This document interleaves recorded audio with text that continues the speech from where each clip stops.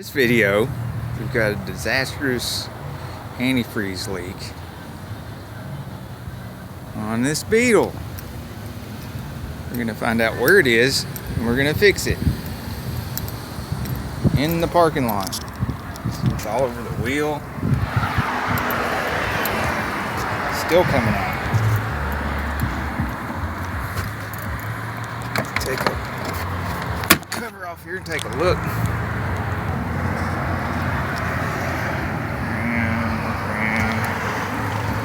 Now these are fuel lines, so that's not going to be it. This carries antifreeze.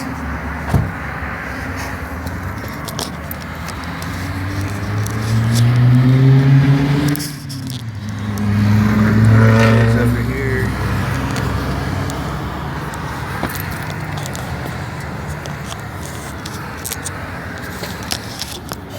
Okay. All right. Can you see?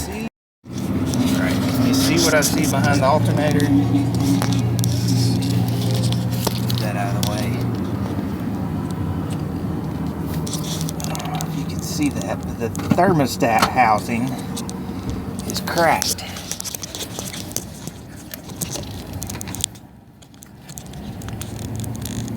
Crack on the thermostat housing. Okay, we're gonna get a thermostat housing. We're gonna get back here. We're gonna fix that. Lucy's gonna move it around so you can see where it's broke. Oh yeah, you can see that good. Go. Alright, now got the pliers and we're gonna get this hose clamp first. That's loose. That's because this is broke, I'm able to pull it up here. Normally you can't pull it up there where you can get to it. It's not broken that way. Lucky for us. And then pull the remains out of the hose and set the hose aside. Pause. You can see we got two bolts here to get to that are not going to be easy, especially that one on the bottom, and they're going to be even worse when we put the new thermostat housing on there.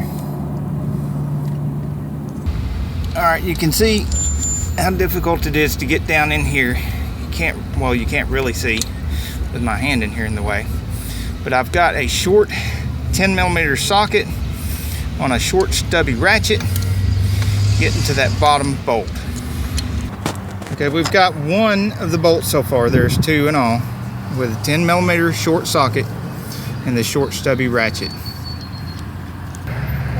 Okay, I had to release the tension on the belt and I'm having to take the tensioner off in order to get to the alternator and take the alternator off, because it's just turning out to be too impossible to get that bottom bolt without taking off the alternator.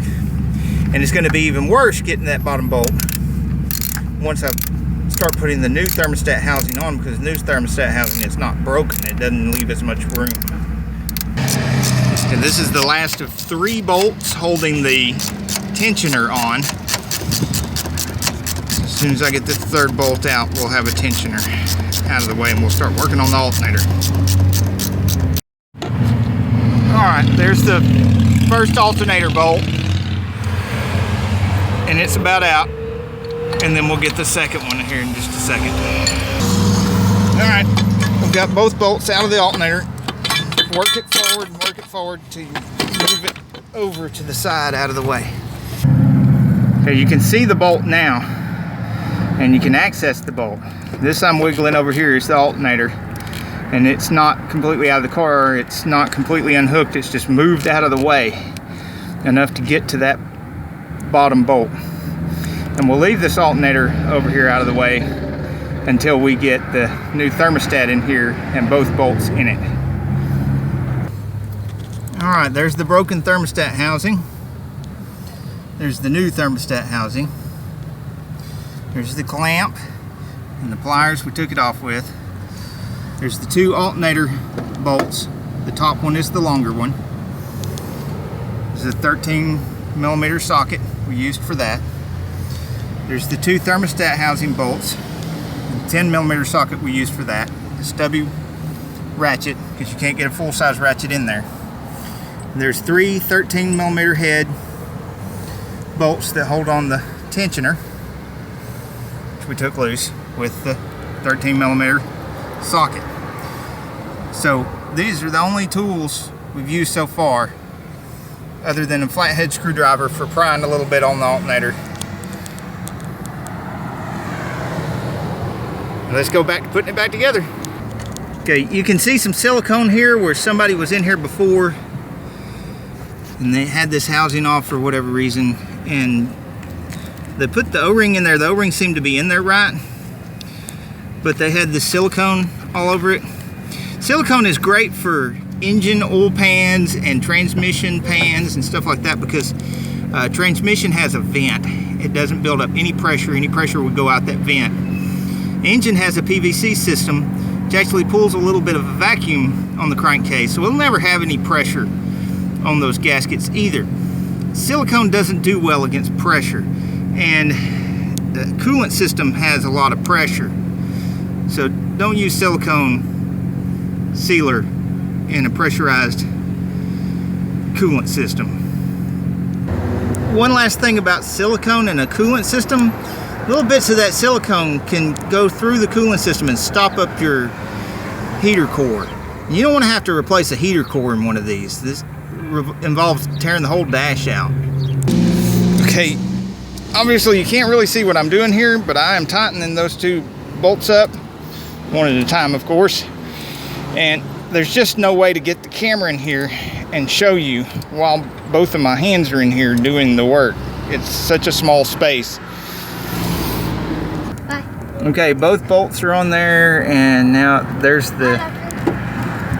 both bolts, and they're nice and tight. And there is the clamp and the hose.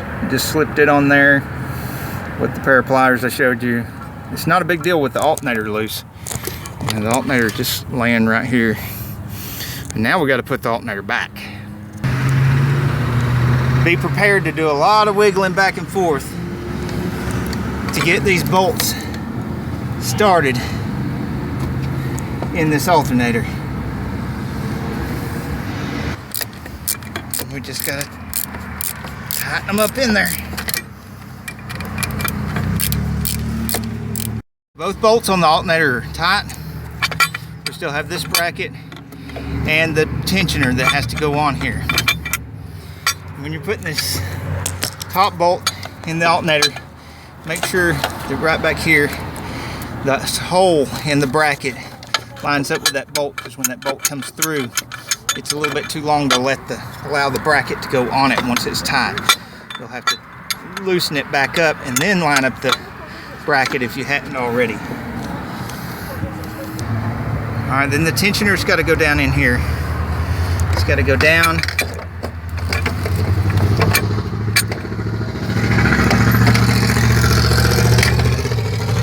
Straight down, underneath the bracket, and then back up. And put all three bolts in before tightening any of them. Alright, Lucy's putting the antifreeze in while I'm putting the last of the three bolts in.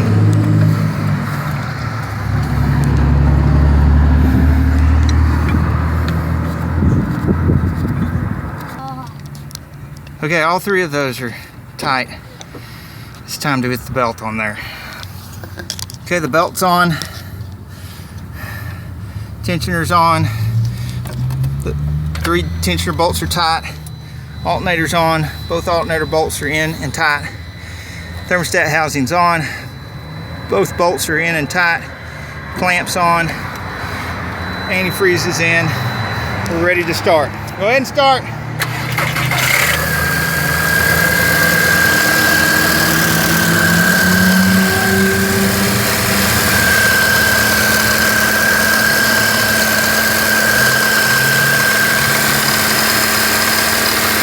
Okay, like I do with most things, I'll wait a couple of days, make sure there's no problems, and if everything's working great, I'll publish this video. Till then, see you next time. Get off the couch and get dirty.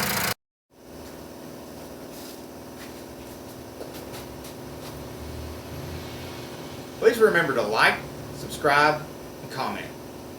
Put your questions down below. Until next week, get off the couch and get dirty.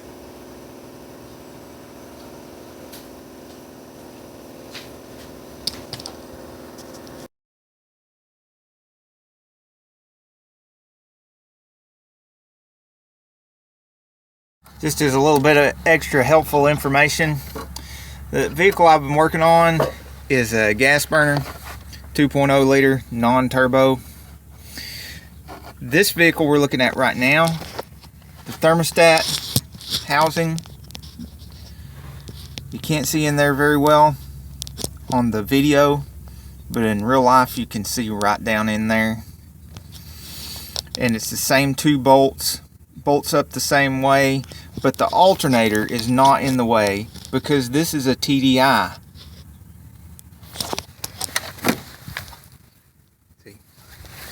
So these TDIs, pretty straight shot, don't have to take the alternator loose, which is a blessing, because if you ever have to change the alternator on one of these, which I have, it's right down there.